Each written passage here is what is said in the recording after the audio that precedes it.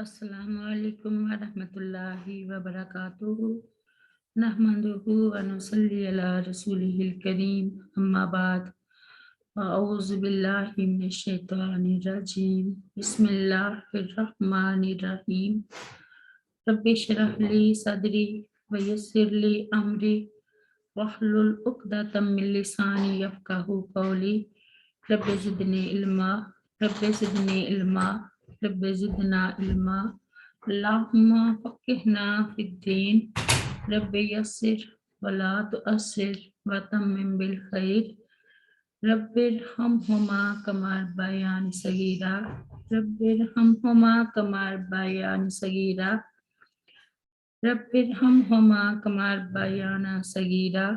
आज हम सूरत अल-अनाम की आयत नंबर 121 से पढ़ेंगे इंशाअल्लाह। बिस्मिल्लाहिर्रहमानिर्रहीम। वला ताकुलू, और मत तुम खाओ, मिम्मा, इस जानवर में से के लम युज़कर इस्मुल्लाही, नहीं जिक्र किया गया अल्लाह ताला का नाम, अलैहि, उस पर, व इन्नहु, और यकीनन ये खाना, ला फिस्क, अलबत्ता फिस्क है, व इन्न शयातीना, और बिलाशुबा शैतान, ला यूहूना, अलबत्ता दिलों में बातें डालते हैं, इला औलियाइहिम, अपने दोस्तों के, ले यो जादी लूकुम, ताकि वो झगड़ा करें तुमसे, व इन, और अगर अतातुमुहुम, तुमने अतात की उनकी, इन्नाकुम, तो यकीनन तुम भी,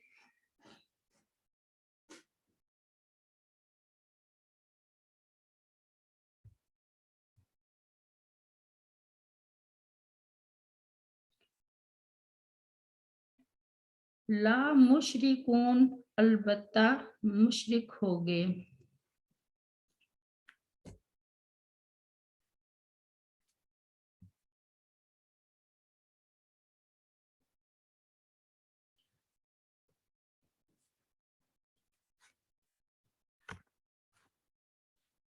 जिस चीज पर ज़िब्हा करते वक्त अल्लाह ताला के सिवा किसी दूसरे का नाम लिया जाए, वो कुरान की मुतअद्दिद आयात की तसरीह के मुताबिक हराम है, और जिस पर अमदन अल्लाह ताला का नाम ना लिया जाए, वो इस आयत की रूह से हराम है।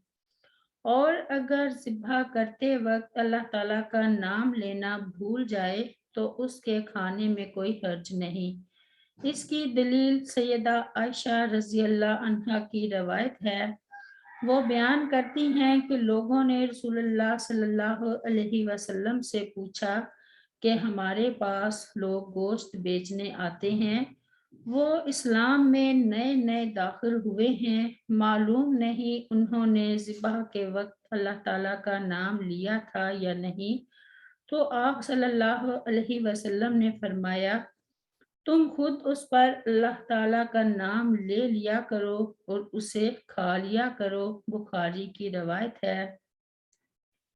वला ताकुलू मिम्मा लम युज़कर इस्मुल्लाहि अलैहि व इन्नहु ला फिस्क, यानी अमदन अल्लाह ताला का नाम जिस जानवर पर ना लिया गया हो, उसका खाना फिस्क और नाजायज है। सैयदना अब्दुल्ला बिन अब्बास रज़ी अल्लाह अन्हु बयान करते हैं कि यहूदियों ने रसूलुल्लाह सल्लल्लाहु अलैहि वसल्लम के पास आकर एतराज़ किया कि मुसलमान कहते हैं जो अल्लाह ताला ज़िबह करे, यानी जो खुद मर जाए, उसे ना खाओ, और जो तुम ज़िबह करो उसे खा लो। चुनाचे उनके इस एतराज़ के जवाब में अल्लाह ताला ने ये आयत नाजिल फरमाई, वला ताकुलू मिम्मा लम युज़कर इस्मुल्लाहि अलैहि, और उसमें से मत खाओ जिस पर अल्लाह ताला का नाम नहीं लिया गया।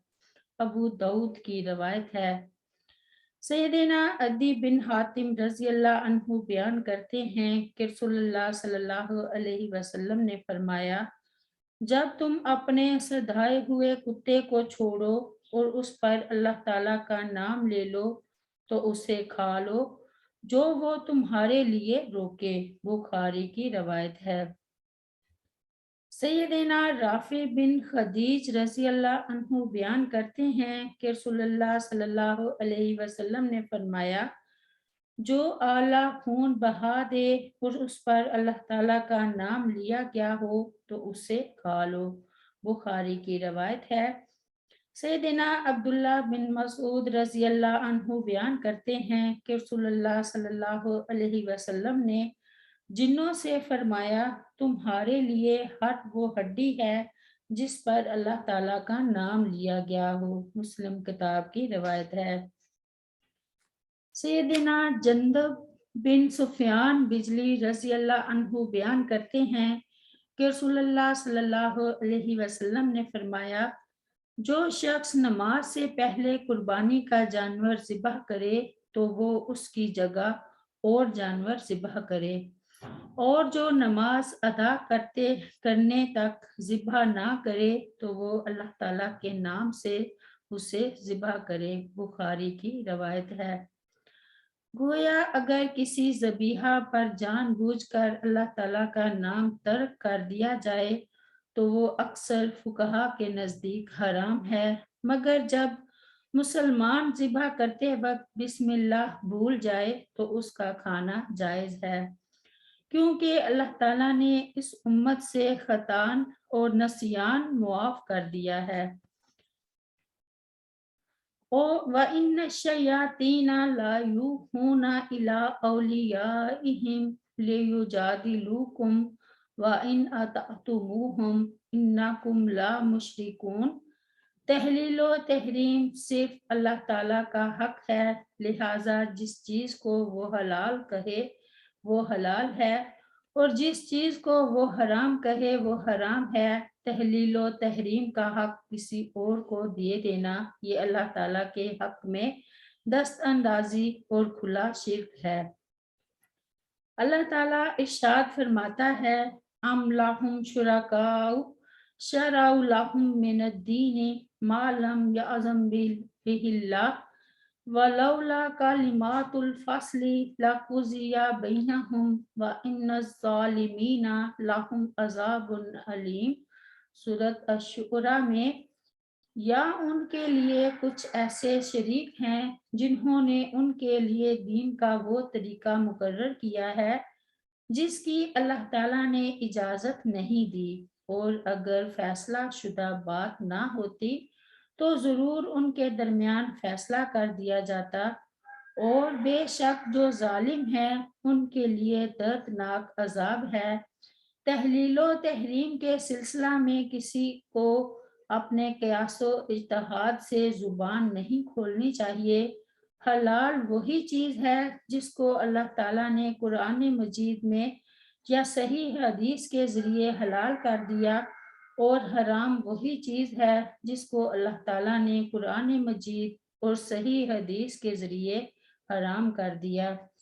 اللہ تعالیٰ فرماتا ہے، وَلَا تَقُولُوا لِمَا تَصِفُ أَلْسِنَتُكُمُ الْكَذِبَ هَٰذَا حَلَالٌ وَهَٰذَا حَرَامٌ لِتَفْتَرُوا عَلَى اللَّهِ الْكَذِبَ إِنَّ الَّذِينَ يَفْتَرُونَ عَلَى اللَّهِ الْكَذِبَ لَا يُفْلِحُونَ مَتَاعٌ قَلِيلٌ وَلَهُمْ عَذَابٌ أَلِيمٌ۔ سورۃ النحل میں، اور اس کی وجہ سے جو تمہاری زبانیں جھوٹ کہتی ہیں مت کہو کہ یہ حلال ہے اور یہ حرام ہے تاکہ اللہ تعالیٰ پر جھوٹ باندھو، بے شک جو لوگ اللہ تعالیٰ پر جھوٹ باندھتے ہیں وہ فلاح نہیں پاتے، بہت تھوڑا فائدہ ہے اور ان کے لیے دردناک عذاب ہے۔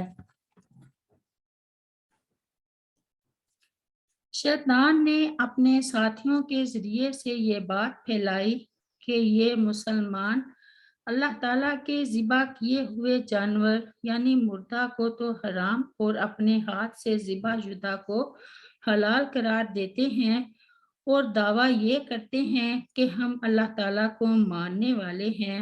اللہ تعالیٰ نے فرمایا کہ شیطان اور اس کے دوستوں کے وسوسوں کے پیچھے مت لگو، جو جانور مردہ ہے یعنی بغیر ذبح کے مر گیا سوائے سمندری میتہ کے کہ وہ حلال ہیں، اس پر چونکہ اللہ تعالیٰ کا نام نہیں لیا گیا اس لیے اس کا کھانا حلال نہیں ہے۔ رب اغفر لی ولوالدی ولمن دخل بیتی مؤمنا وللمؤمنین والمؤمنات سبحان ربک رب العزت عما یصفون وسلام علی المرسلین والحمد للہ رب العالمین۔ السلام علیکم ورحمۃ اللہ وبرکاتہ۔